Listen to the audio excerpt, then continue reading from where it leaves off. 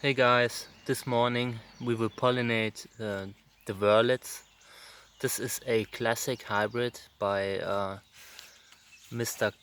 Kellner, or no, Keller, it's Keller, sorry. And yeah, it's a hybrid that involves his classic hybrid Dessau. You know, Dessau is a multi-hybrid as far as I know, or it's a hybrid involving a natural form of Echinopsis calorubra and Gräsers Überraschung. So yeah, it's a beautiful, gorgeous hybrid. It's one of the best hybrids that are out there, and one of my favorites. You know, there are lots of incredible crosses with it, and every time I see some amazing offspring, there's a chance that the Wörlitz is involved. You know, Wörlitz also involves the flying saucer, which is an incredible father in so many crosses, and it just produced a wonderful flower here. You know, the way the petals are and how the sepals are pointing downwards, it's just a gorgeous flower. Just giving you a view from the top.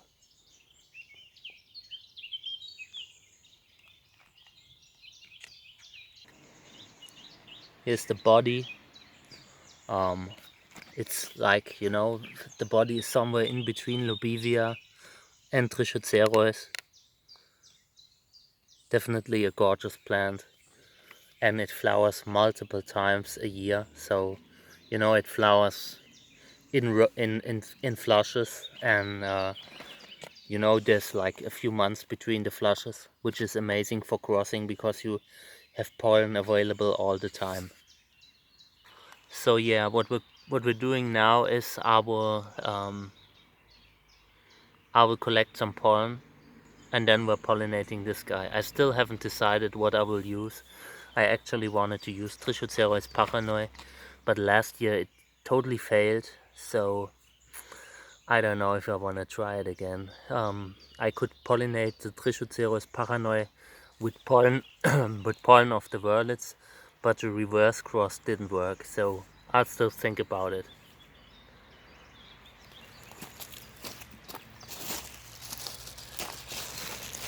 So I brought some bags here to collect some pollen.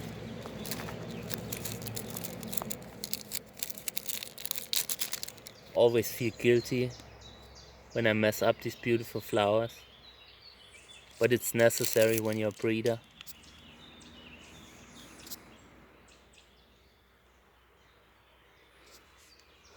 On this plant there are a few more flower buds,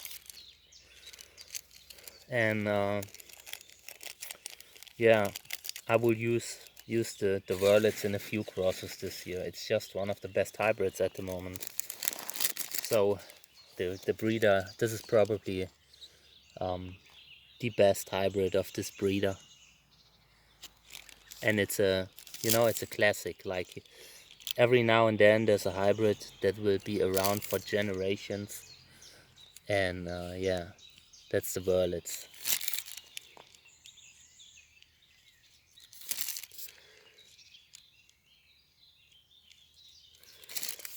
I split it up into various bags because I don't want to unfreeze all my pollen every time I make a cross, you know.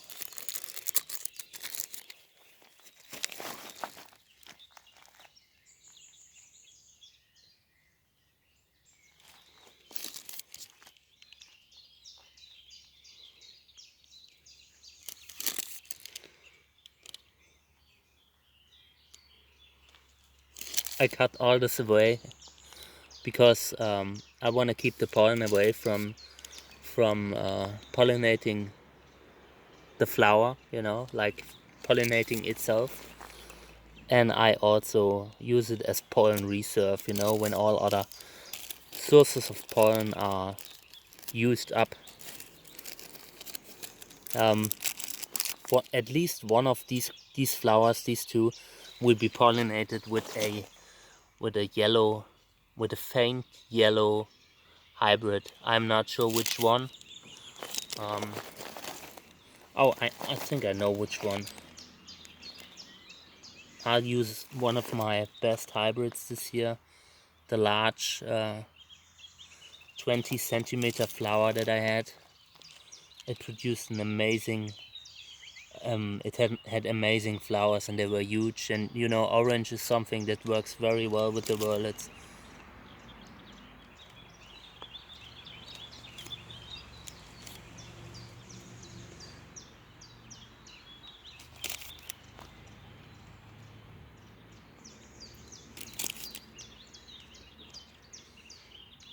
I'm really, you know, I would love to make more crosses with it. Unfortunately, there's only so much pollen, you know, and only so many flowers that you have, you know. Like at the moment, I have 2 flowers of the Wörlitz, and I can only make 2 crosses. I'm always in, you know, in thinking about which ones to use, and I'm never happy because I would love to use more of them. I really need more plants of the Wörlitz. I think I need to make a few more grafts.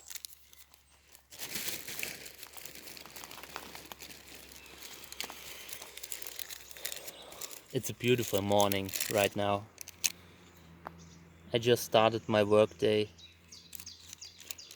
and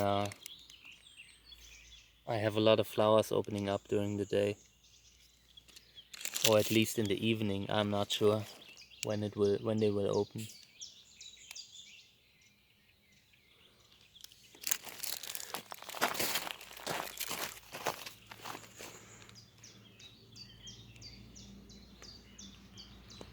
Doing this is really difficult.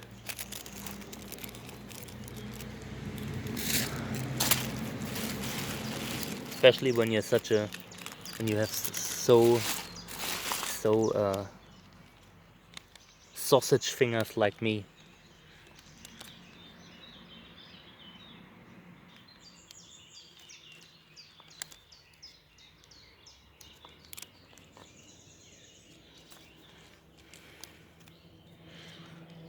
Many other breeders use Q-tips, but I personally don't like them. I only use them when I have no other options, really no others. Like you know, when I'm out of brushes.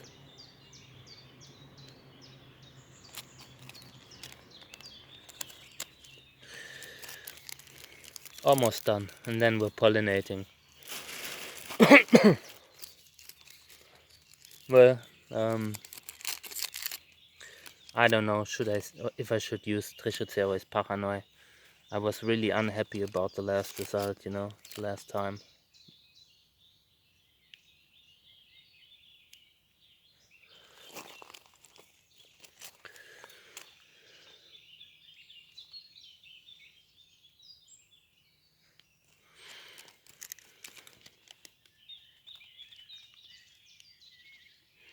Okay, I think this is enough, you know, that's like, there's barely anything left that can cause a self-pollination.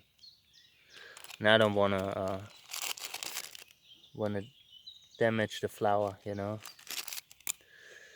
Okay, I'll go inside and pick some pollen that I really like.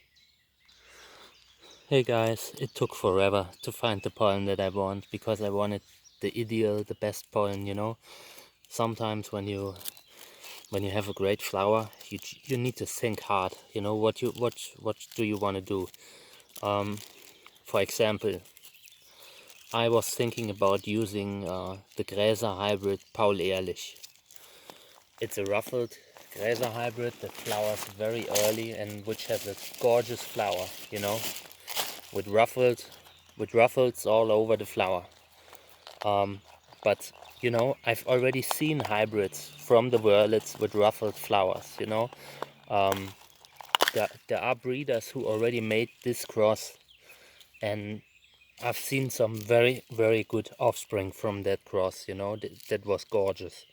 So I personally own 3 hybrids between like Wörlitz and a ruffled Gräser hybrid. You know, not all of them are ruffled, and it doesn't come out equally in every seedling, but that cross exists already. So I will make that cross sometime later. These are the first ones, these are the most important ones for me, and I want to make a cross that actually has chances to be one of the best hybrids of the year. I am not here to make medium quality hybrids. You know, I wanna make hybrids that would blow everyone away.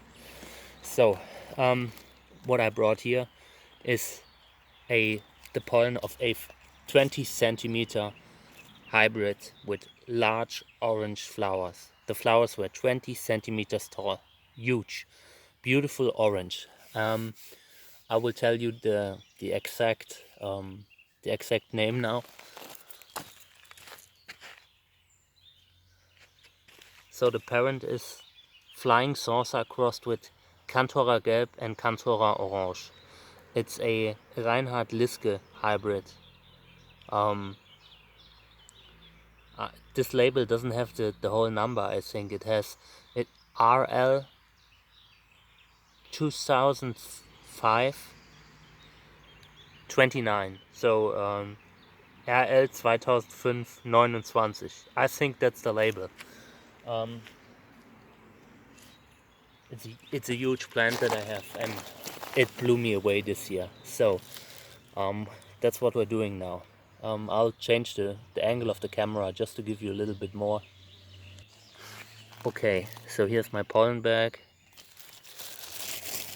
and now I will pollinate this guy with it.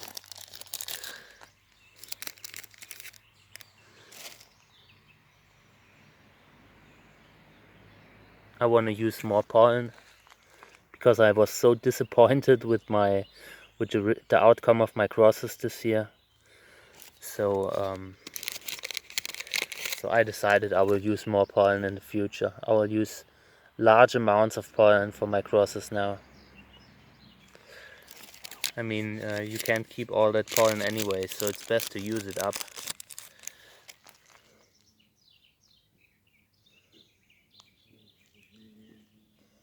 There's a hornet. Okay, so this cross is Wörlitz crossed with Flying Saucer crossed with Cantora Gelb and Cantora Orange. Very good hybrid. You know, the plan is that the strong contrast of the Wörlitz and the orange will make multicolored flowers, you know. So now next one.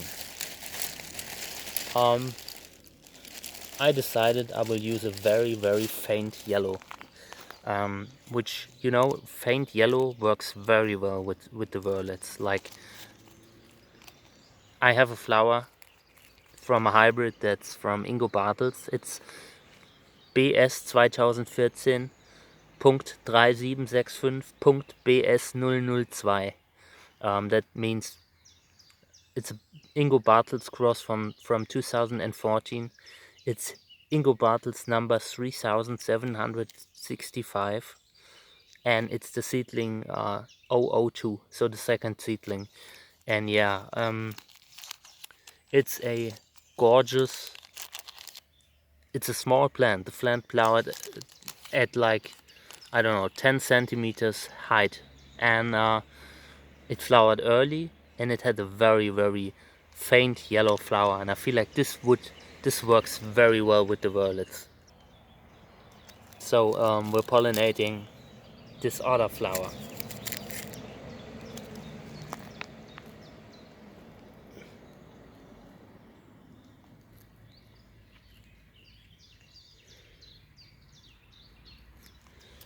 Okay guys, so this is it. 2 crosses with the Wörlitz, and there are more flower buds coming up. And the next one will be Trichocereus pachanoi and a ruffled Paul Ehrlich hybrid. You know, the Paul Ehrlich. I'm pretty sure that these are worthy parents, you know. With these two, I just want to make great hybrids, but with the other ones, I want to make like crazy hybrids. Okay, guys, I'm taking a break now, and then I'm pollinating the Dessau, which is like an, you know, which this guy involves the Dessau, and they both flowered at the same day. All right, take care.